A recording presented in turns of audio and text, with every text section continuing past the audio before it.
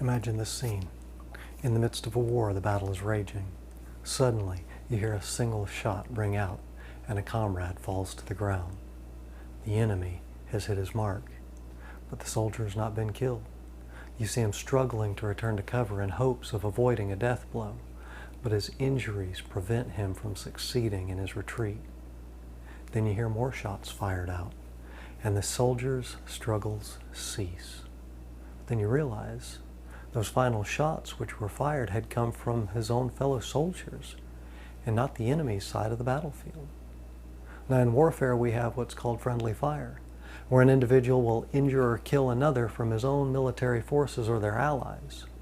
Now in these situations it's generally either a case of mistaken identity or completely accidental. Has such a thing ever been seen in battle? Would a man kill his friend because the enemy had inflicted an easily mended wound?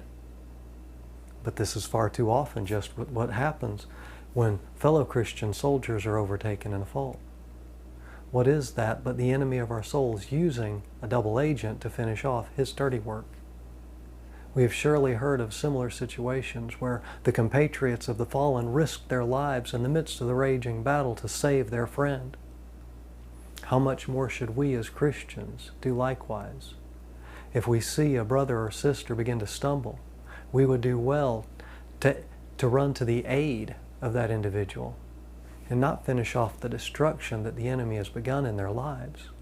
Nor should we ever allow an individual to wallow in their own injuries until they bleed to death spiritually and then say, I saw that coming. It's by the love that we have one for another that the world will believe that Christ was sent by God to save the lost.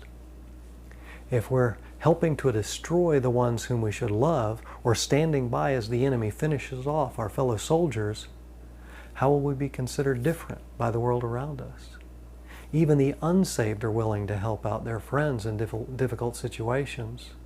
It's time for us to realize that the spiritual dangers in life are real and quickly run to the aid of our wounded brothers and sisters.